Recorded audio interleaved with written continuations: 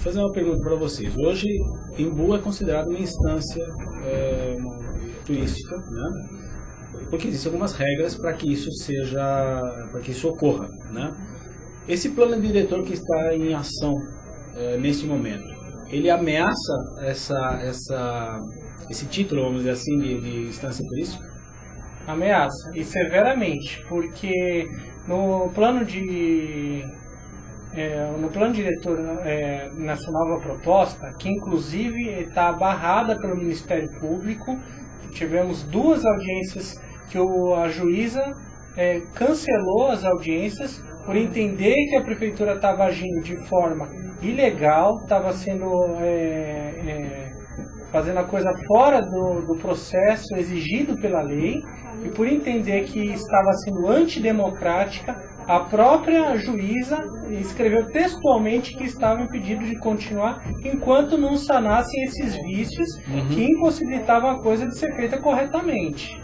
E o que acontece? Dentro de N problemas que tem dentro desse o plano diretor nada mais é que uma lei que determina o uso do solo da cidade, vai permitir em determinado local o que pode ser construído. Ali é mais adequado para a moradia, é mais adequado para o comércio, é mais adequado para a indústria.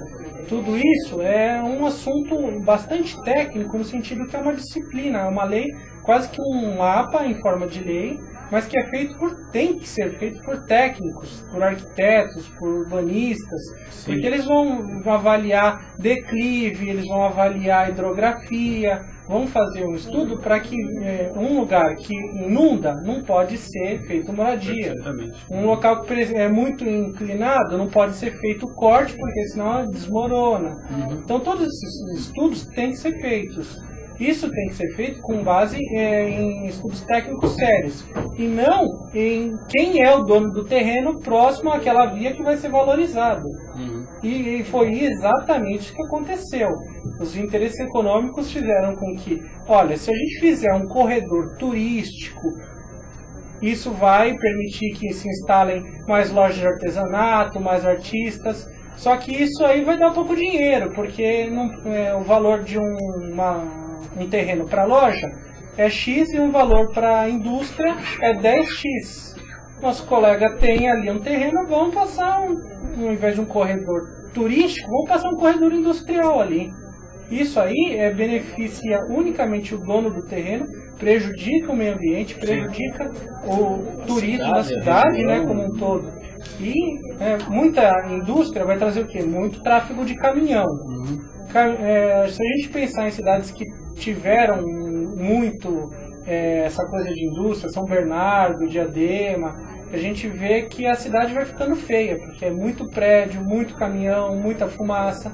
Isso vai destruir o potencial turístico da cidade. Sim. Morre o turismo, o artesão perde emprego, o pessoal do restaurante perde emprego, e a cidade vai empobrecendo cada vez mais. Um ponto importante a ressaltar é que nós convidamos especialistas, né, de renome nacional, que nem o Kazu Nakano, né, que é especialista do Polis, ele fez o primeiro plano diretor do Embu e aí multiplicou isso pelo Brasil inteiro. Então nós fizemos oficinas com ele e nós levamos o material, fruto das oficinas, para a prefeitura. Ela ignorou por completo.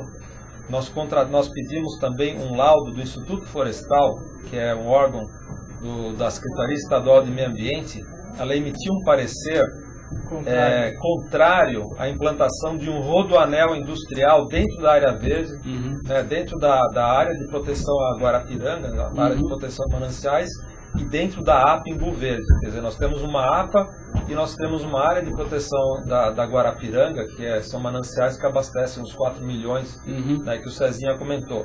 Eles implantaram isso sem os estudos, né, sem seguir a própria lei, que pede que você faça estudos de impacto econômico, tudo isso. Eles passaram tudo por cima disso, disseram que não era preciso e queriam, que nem o Rodolfo mencionou, aprovar numa audiência no Caipirão, né, que é à noite, uma né, casa casa noturna, sem os estudos, colocando 3.000 pessoas nesse lugar e só 4 pessoas da sociedade civil iam poder falar, imagina. Então o que virou um comício para fazer propaganda. Um palanque eleitoral para você aprovar aí um plano diretor, né, que infringe todos os estudos ambientais da região. Você falou da instância turística. Essas verbas que recebe do governo estadual deveriam ser usadas para melhoria da cidade, para ela continuar sendo turística.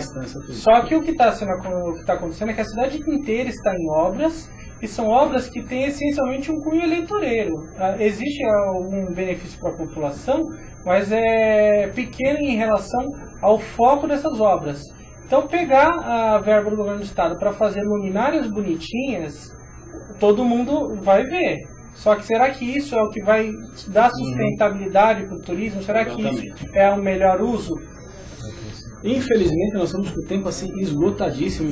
Tem alguns comentários aí. Vários, mas eu acho que não vai dar tempo. Mas eu queria agradecer aqui o Neto Palma, a Ana, o Cezinho. Eles estavam fazendo vários comentários. É que nosso tempo está estourado, a gente tem que terminar um pouquinho antes, não vai dar tempo. Mas eu expliquei aqui para o pessoal, né? E queria agradecer aqui a participação de todos, Ricardo, que não vai dar tempo, tem muitos comentários mesmo aqui no chat. O pessoal estava super participativo. Né?